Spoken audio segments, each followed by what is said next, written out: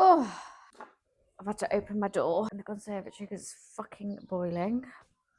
Hi, my little sugar plums. Hope you're okay. Welcome back to Still Addicted, and my name is Isra. I wanted to do an episode today just regarding a meeting that I went to yesterday, and it got me thinking. So basically, I went to the same meeting that I always go to, which is the best meeting in Manchester, I think, which is the late night meeting.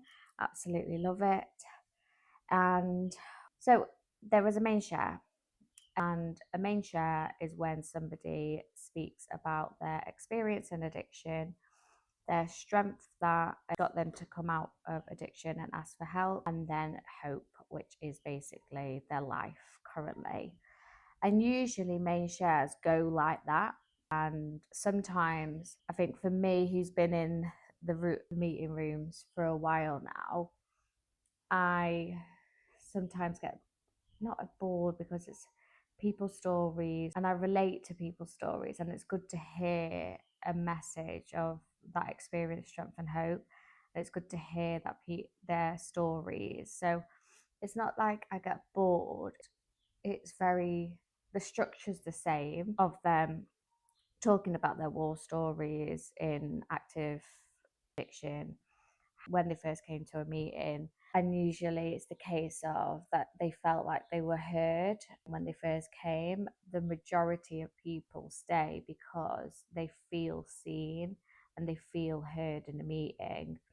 And then the hope is the fact that they carried on coming back to the meetings, and they picked up the step work, carried on going to meetings, get a sponsor, did the steps, and did service, which is coffee and brews, literature, whatever it may be. So the four suggested. Anyways, this main share yesterday was so honest and so raw, and it wasn't that structure. It was just, she just opened up straight away and just was like, look, I'm not in a good place. And to hear that from somebody who was longer clean time than me, it was so refreshing. And I think it's refreshing just purely because there's so many times where I feel like I'm 4 years clean. I should be always super happy. I've got my house.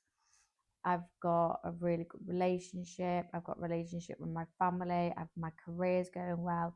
All of these incredible things. But there are some days where I don't feel up for it. I don't feel good.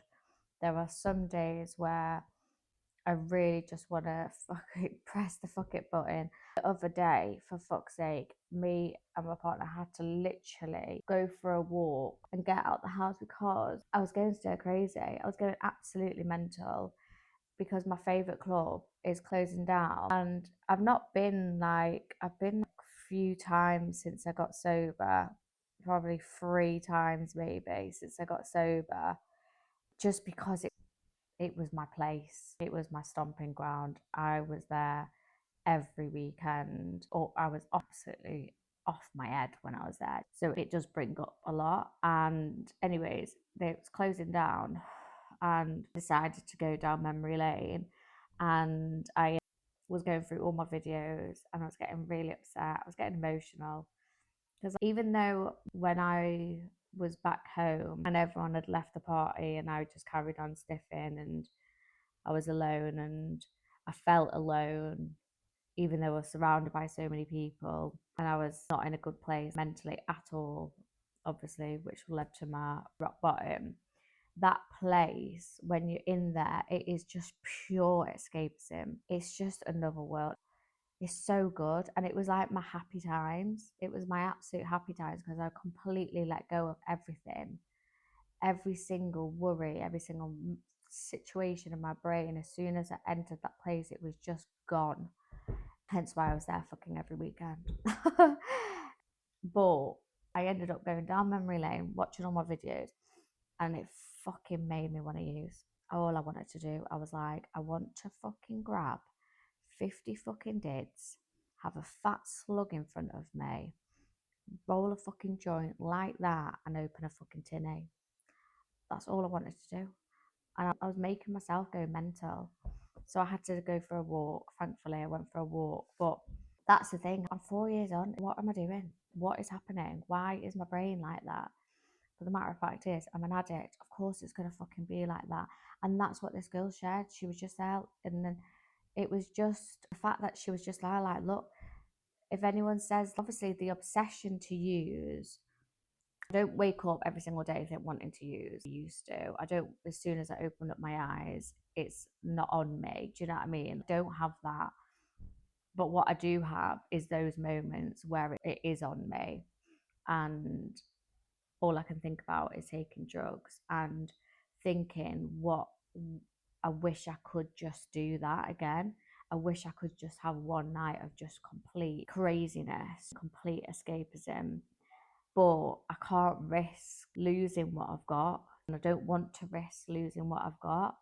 So I obviously continue doing my meetings and continue doing recovery. But that's what she was talking about. She was talking about how it's the fact she still has those moments where she looks out of a window and they see people having a beer and stuff like that. And it's like, oh, why can't I be like that? And it's so refreshing to hear that from people. There's a bloke next to me who's saying the same. It's like 20 something years and he still gets that. And it's so refreshing to hear, because when people act all perfect and people act all, oh, don't ever think about using, don't ever do this, it's just not even a thing. I do the program by the book, and all of this shit. It's absolute bollocks. It's fucking bollocks. I have days where my behaviours are off the fucking scale, and I have days where I make mistakes, and I have days where things just are not okay in my brain. And if I kept going to meetings and everyone was sharing that everything is perfect for them and they're absolutely living on cloud nine, then I would definitely feel like I was doing something wrong.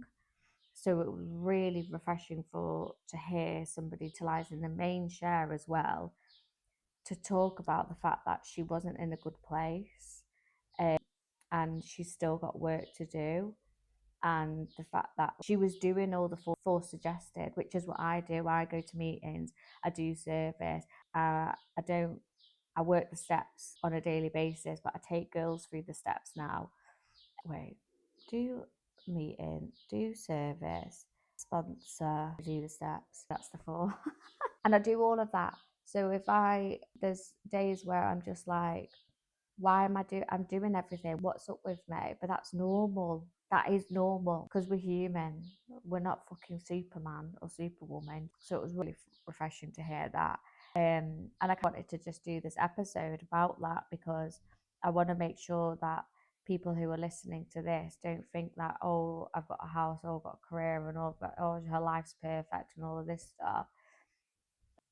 I have got all of those things, and I've worked fucking hard to get those things. But I also have my days where the old me is out.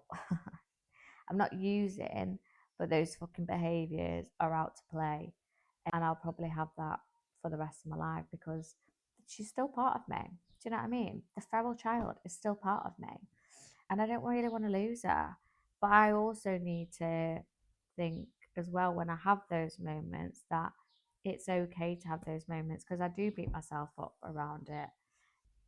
But I need to remember what that woman shared yesterday, and I need to remember that every single person in recovery will go through ups and downs. It's just about sharing about it, sharing truthfully, because that truth from her really helped me yesterday, and I hope that truth from me today really helps you guys, because it's just about being real.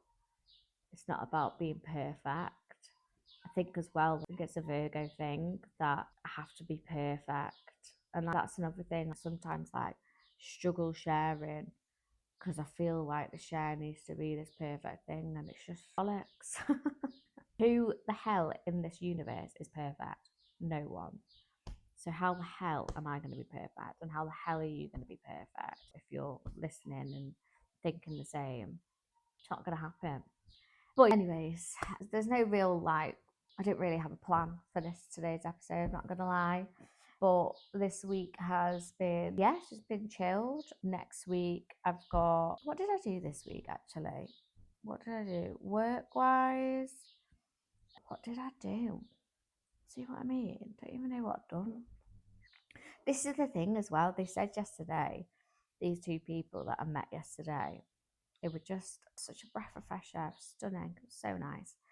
They were saying about how that, oh, what they were saying, that when I get nervous about sharing, it's like no one's going to fucking remember.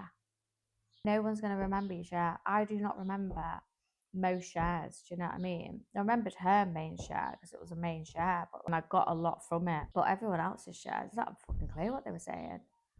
Can't relay that back to you. But I don't know. I don't have a clue about last week. What did I fucking do last week? It was Eid. Eid Mubarak, everybody. It was Eid. Bloody hell. Happy Eid. I hope everyone had a wonderful time. If you're Muslim watching this, Eid Mubarak. And I hope you had a wonderful day with your family. And my day was nice. It was going to be drama, but it was nice. All the elders fighting, standard. I feel like that's just such a South Asian thing. Just what is everyone's problem? But no, it was a lovely day. I had a lovely day with my cousins, and then work was standard. I've got a very busy few weeks coming up with work.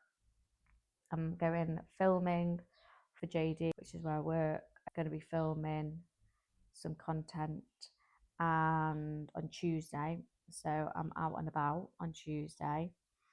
And then I am actually going to a festival next week. So there won't be an episode next week because I'll be in the field somewhere. But what I'll do is I'll film it on Monday and then upload it then. But I'm going working it. That's going to be really funny. So that's the episode is going to be funny because I'm going to talk to you all about my experience because I'm actually a welfare person, and it's just a bit of a big 360 of the fact that I'm going to be looking after all the kids in chaos. What the fuck is my life? But I'm just going to be like, don't worry, darlings, you're going to come out of it in about 5 minutes. Come on, let's ride this wave together. So I'm excited, and then I've got Saturday night free on the festival, so I'm going to go partying with my bestie. And then I think I've got one more shift on the Sunday and then we drive home. So I'm going to be absolutely knackered. And I've not camped at a festival since I got sober. Every festival I've been to, I've done a camper van because I'm not taking loads of Valium to knock myself out. So it's going to be a bit of a strange one. I'm just going to get my earplugs, got all my camping stuff ready, and just become a hobo as soon as I hit the field. I take loads of outfits with me. I've got all of these ideas, and I just become a hobo when I'm there. Probably won't change for the whole time I'm there. Rancid, but don't give a shit. Anyways, I'm gonna leave it there. But have a wonderful week, whatever you're up to. I hope it wasn't too random, but I just didn't really have a plan today. But I wanted to get something out for you guys. And I can't wait to speak to you next week and let you all know about the festival. Bye.